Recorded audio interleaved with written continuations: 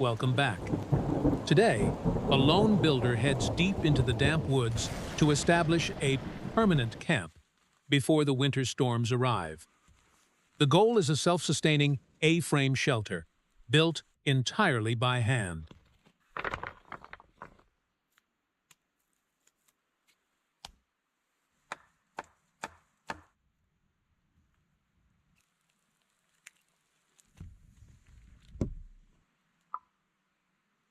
The chosen site sits under the canopy of old bare trees. He begins by clearing away dense, moisture-trapping vines from a massive fallen trunk.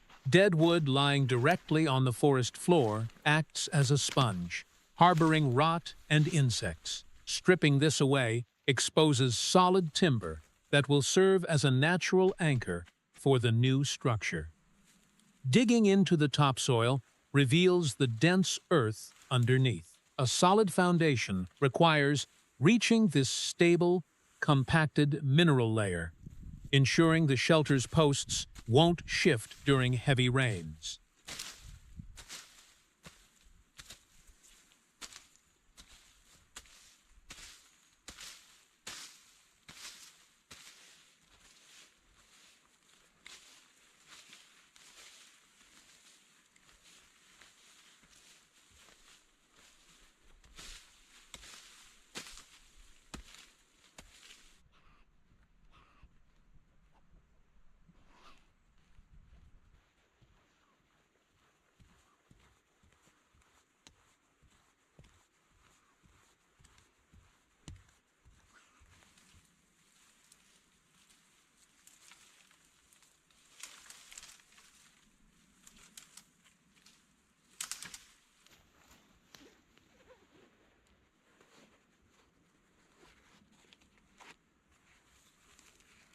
The fallen trunk becomes the primary material source.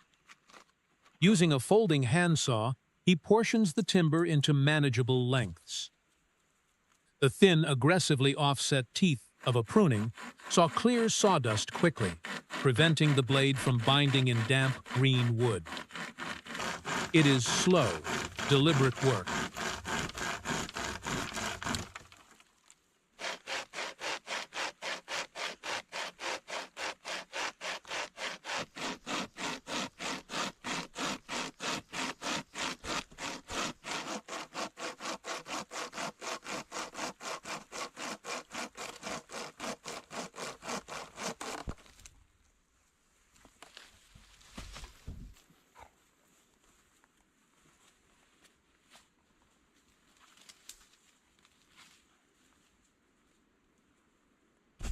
These cut lengths form the skeleton of an A-frame. The steep triangular geometry is inherently stable. It relies on opposing forces, transferring the downward weight of gravity and future roofing material directly into the earth.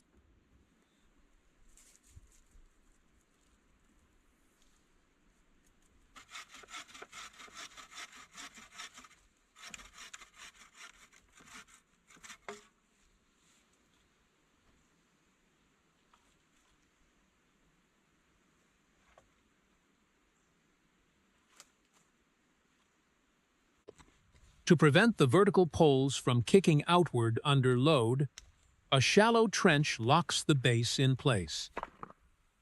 He lines the perimeter with heavy gray stones.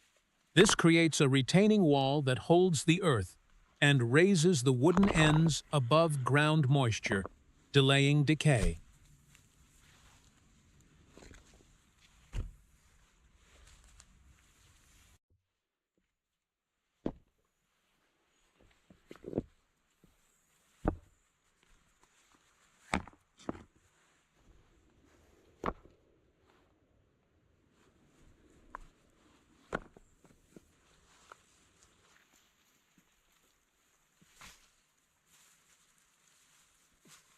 Green ferns are packed tightly against the exterior base. This acts as a preliminary draft skirt, blocking cold air from sweeping under the stone line.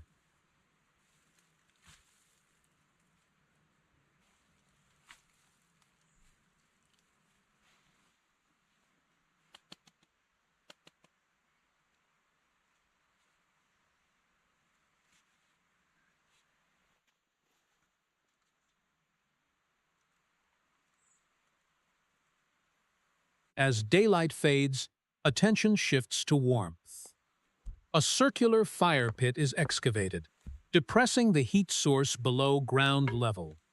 Surrounding the pit with dense stones does more than contain the flames.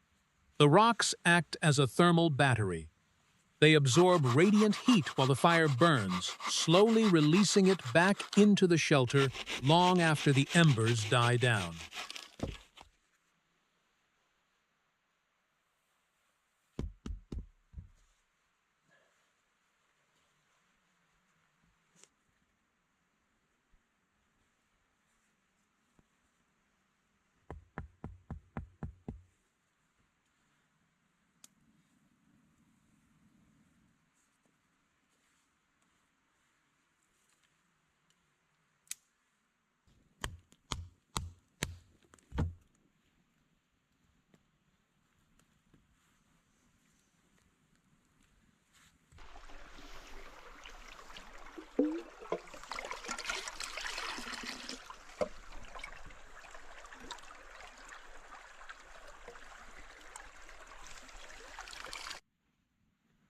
He breaks down charred logs to feed the first fire. Splitting exposes the dry inner grain, allowing the flames to catch quickly.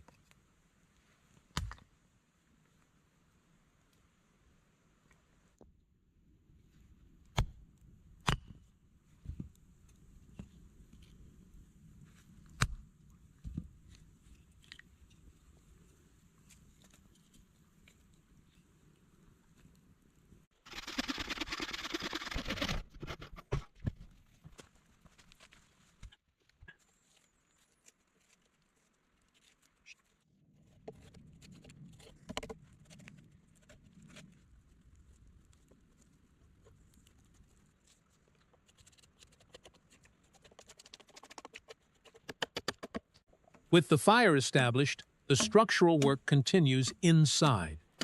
He shapes and seats a crossbeam to reinforce the frame. Driving a sturdy wooden stake into the soil anchors the tension lines. Using a wooden mallet rather than a metal hammer is crucial here. The softer face of the wood distributes the impact, preventing the head of the stake from splintering under heavy strikes.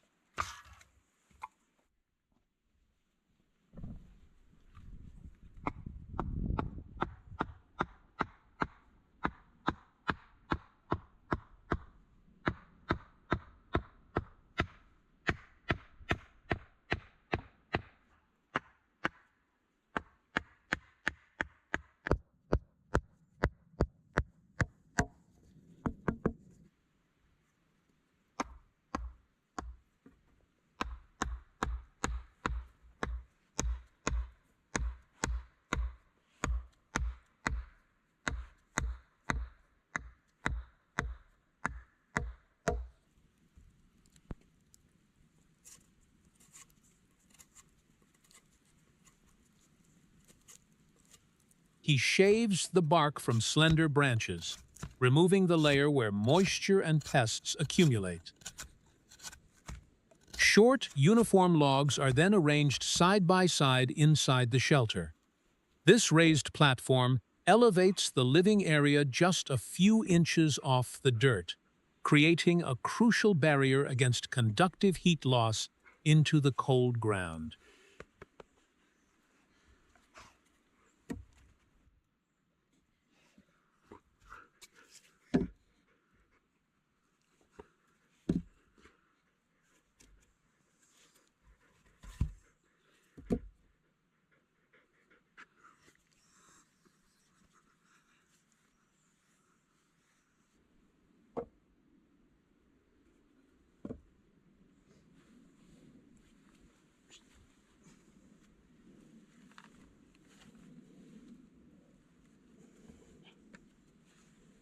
Next, he sets vertical posts deep into the soil to frame a workbench.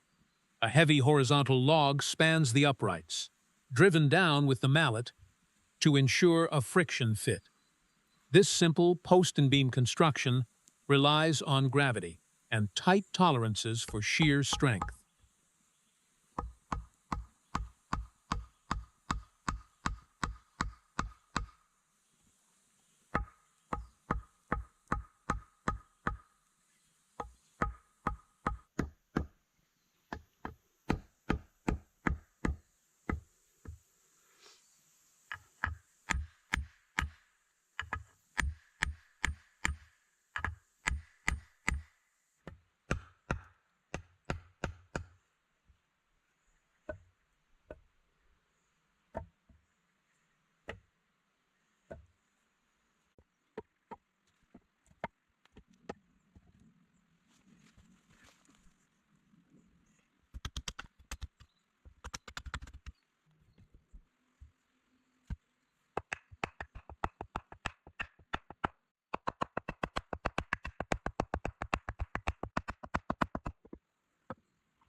The straight lines of the frame are softened by bending a long green branch into a sweeping arch. Fresh wood retains enough internal moisture to flex without snapping. Lashing this arch to the bench backrest adds rigid structural bracing while creating a comfortable, ergonomic curve for seating.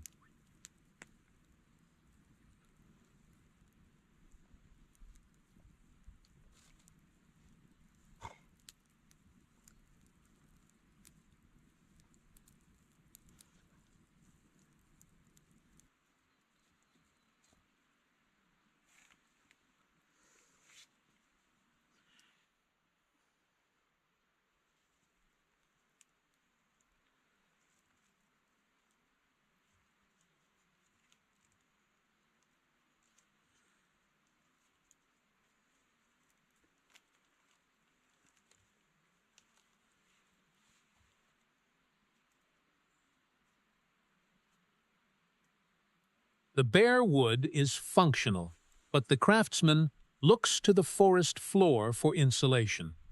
He gathers heavy, moss-covered logs to line the exterior of the seating area. Moss acts as an exceptional natural insulator. Its dense, fibrous root structure traps microscopic pockets of still air, which drastically reduces the transfer of cold from the surrounding environment.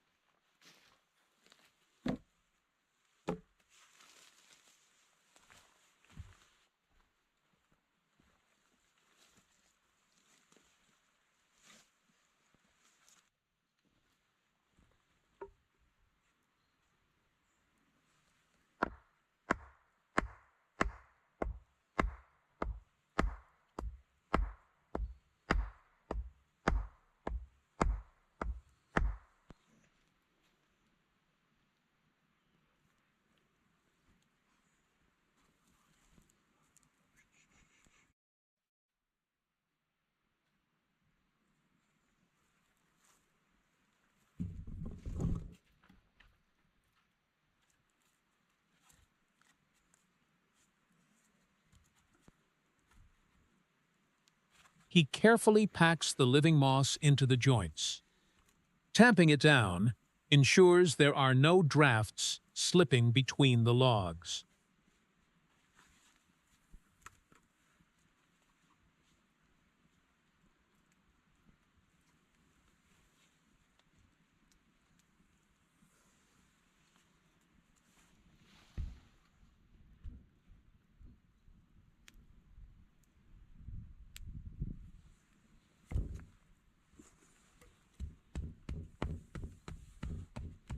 A thick, Y-shaped log is buried upright to serve as a load-bearing pillar. The natural fork provides an incredibly strong pre-formed saddle for crossbeams. Dropping a secondary moss-lined log into this crook locks the bench framework together without the need for complex joinery or hardware.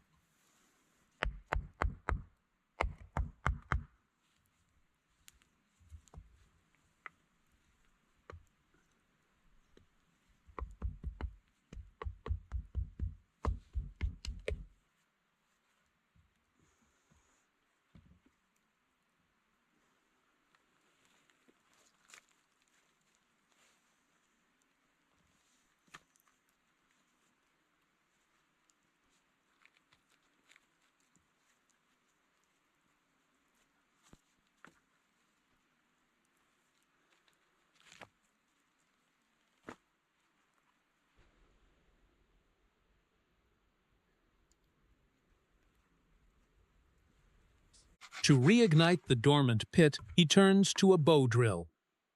The rapid friction generates a tiny, glowing ember, which is quickly transferred to dry tinder. He stacks fresh hardwood over the flames to build a long-lasting coal bed.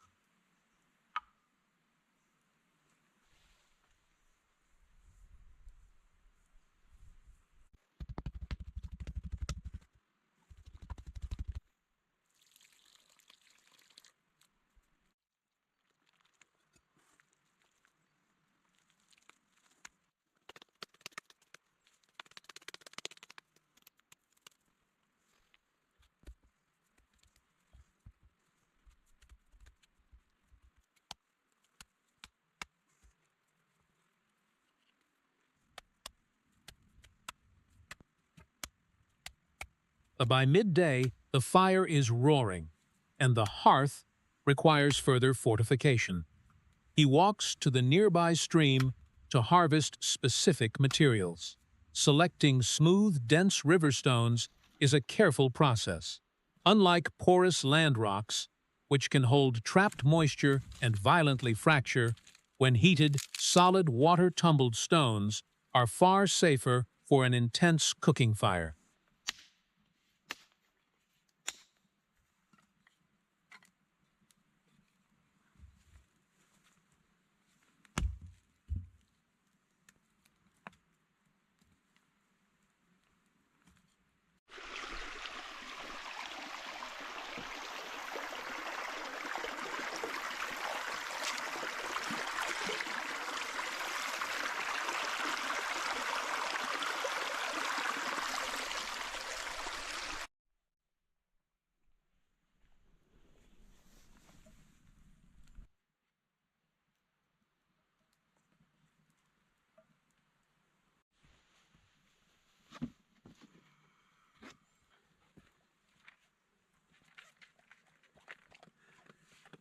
Back at camp, he turns the damp earth near the pit into workable mud.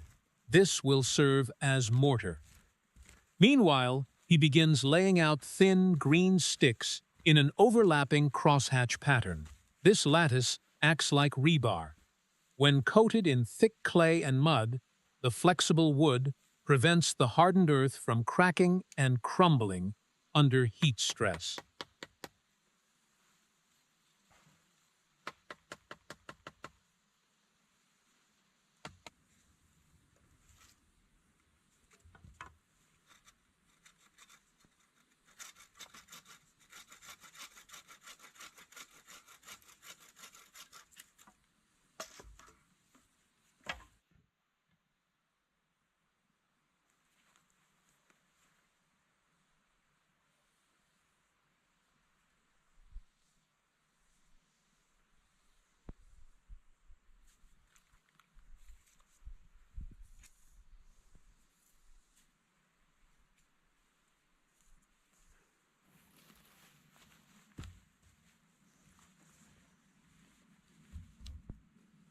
The site demands constant fuel. He positions two parallel base logs to elevate his work, keeping the saw blade clear of dirt. A smaller log is stood upright and split down the center. Dividing the wood accelerates the drying process, exposing maximum surface area to the ambient air.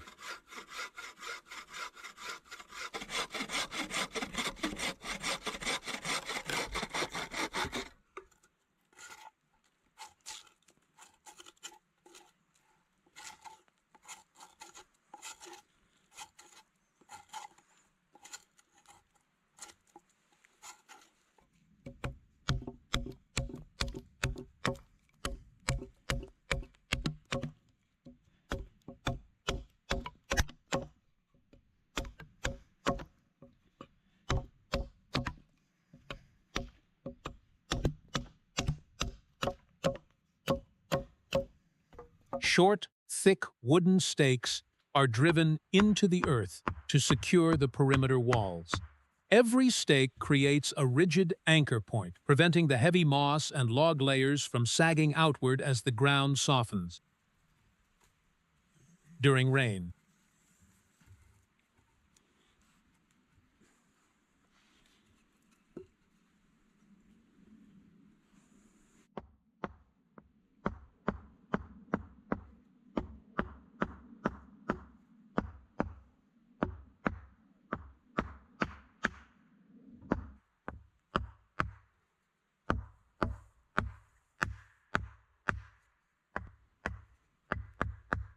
with the camp stabilized, he places a broad, flat stone directly onto the established coal bed. Slicing thick rounds of cured sausage provides high-calorie fat and protein, essential for maintaining body heat during heavy manual labor.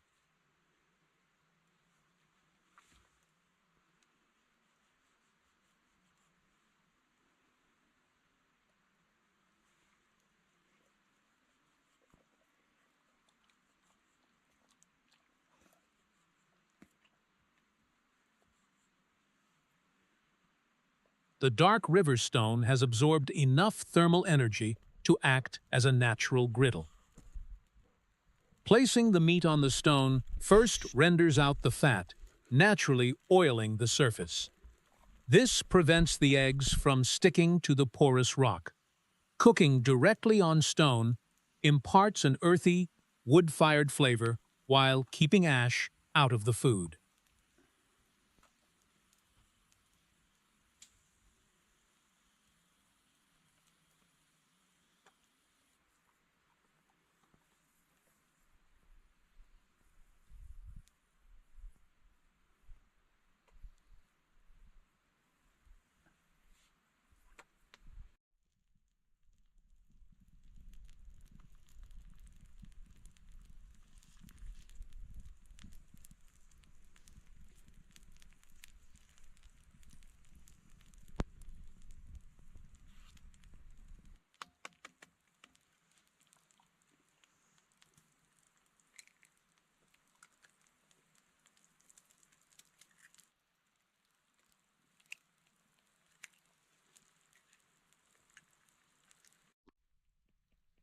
As the dog finishes its meal, the builder returns to the interior.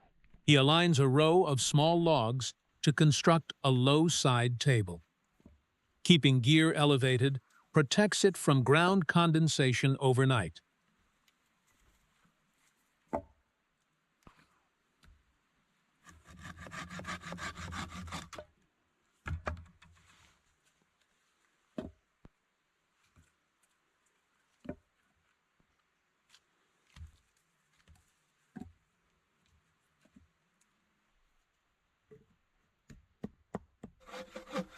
The next morning brings a biting chill. The fire is stoked back to life from the surviving embers. He heads down to the stream to fill the kettle, drawing in water from a fast-flowing, clear source, minimizes sediment and stagnant bacteria.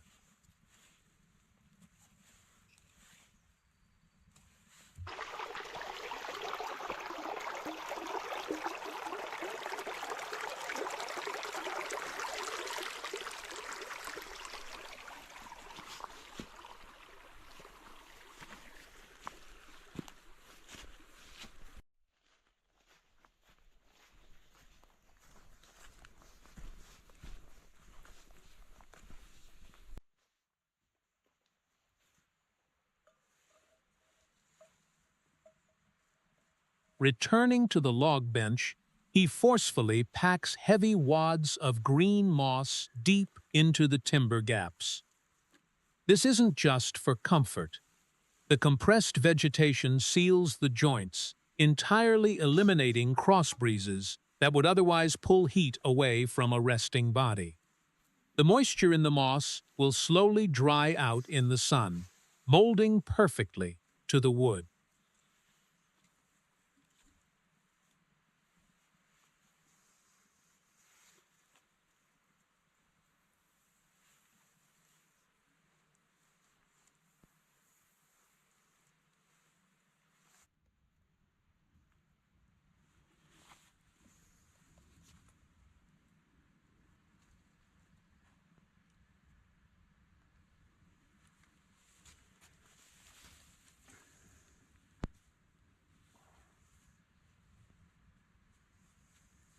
For the afternoon meal, he carefully pares the thick skin from a small, dense gourd.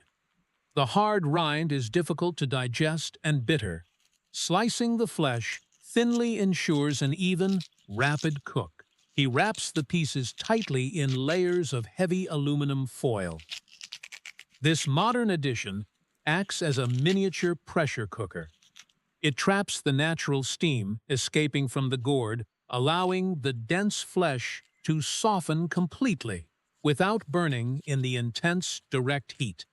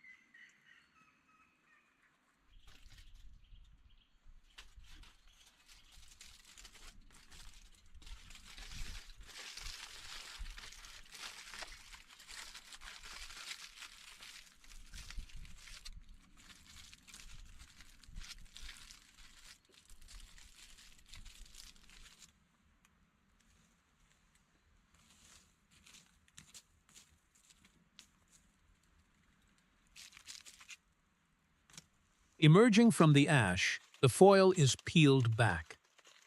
The intense, enclosed heat has broken down the starches into sweet, tender flesh. It is a warm, nutrient-dense reward for a hard day's labor.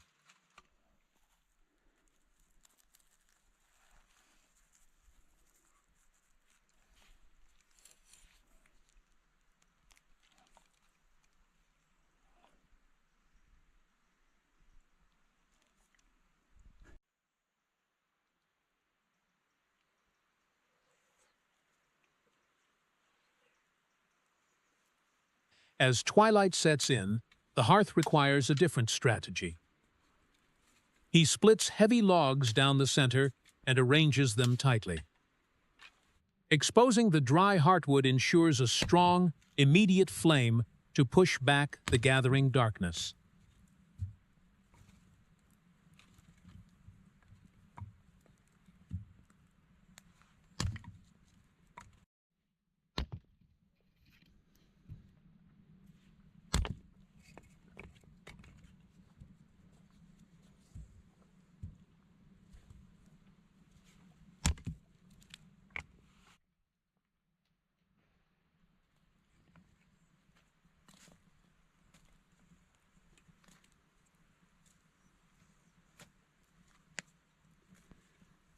Work doesn't stop when the sun goes down. Using a shovel, he excavates a deep, narrow post hole by the firelight. Preparing a sharpened wooden stake, he measures out a new structural addition. Night work in a remote camp demands intense focus as shadows distort depth and distance.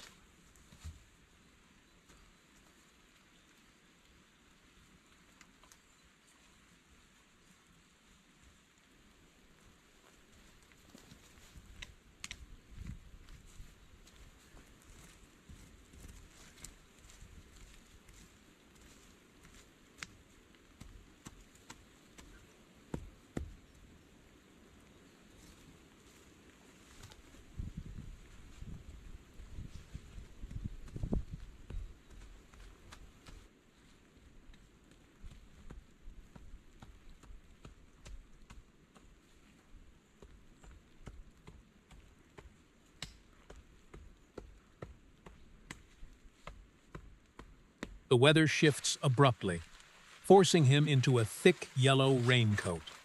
The rain softens the earth, turning the topsoil into a slick mud. He uses this to his advantage, driving a heavy stake deep into the ground. The wet soil acts as a lubricant as the point enters, but once it settles, the mud will compress and dry around the wood, creating an unshakable, concrete-like grip.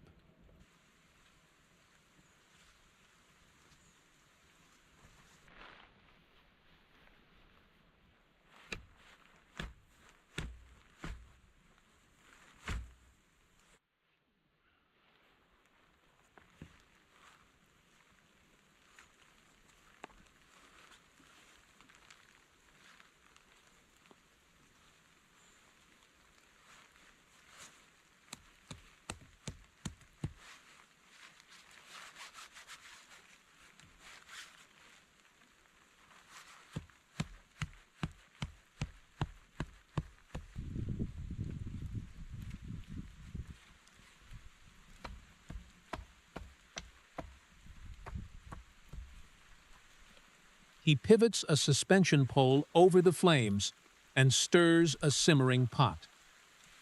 Constant movement prevents the heavy camp stew from scorching against the concentrated heat of the fire.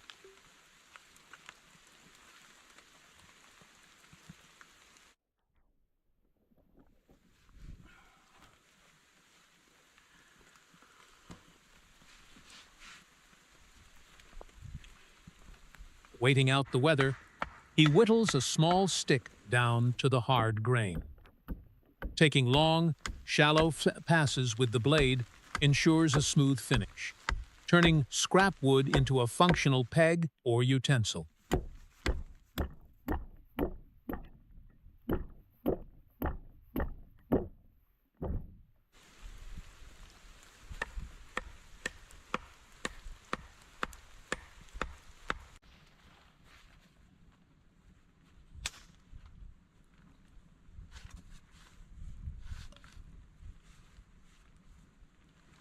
By the next day, the rain has passed.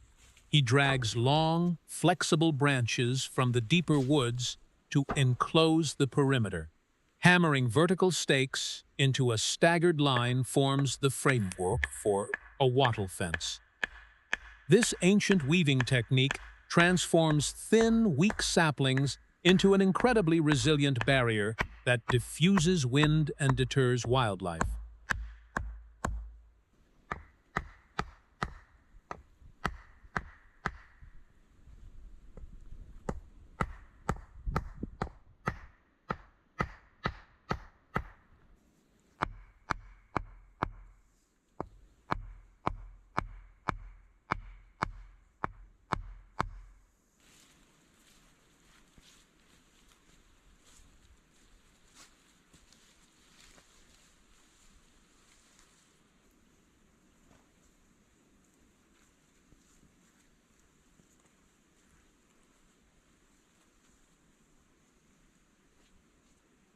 He weaves a curved branch back and forth between the uprights, forcing it under tension.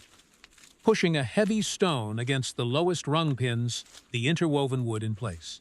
This traps the kinetic energy of the bent branches, locking the entire fence wall into a rigid, self-supporting structure.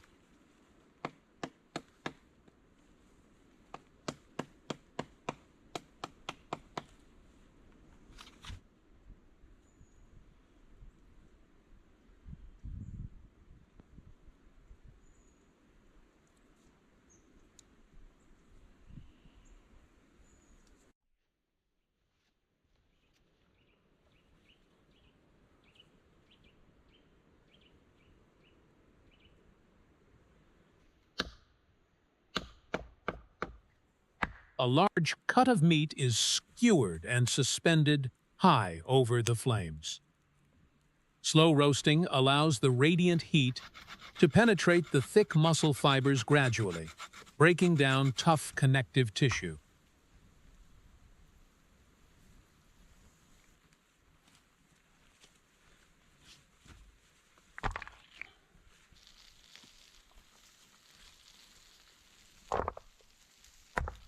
Hours later, the exterior is heavily caramelized, sealing the juices inside. Slicing the roast reveals perfectly tender meat.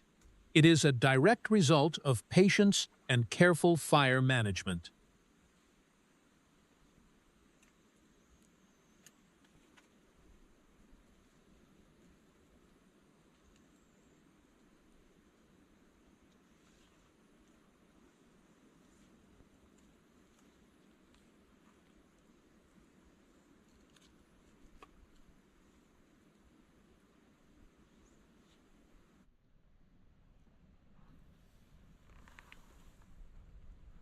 The final phase is landscaping the immediate interior.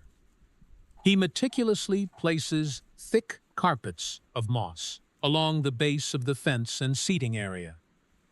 This living ground cover stabilizes the loose dirt, suppressing up dust in dry weather and preventing mud from splashing up during heavy downpours.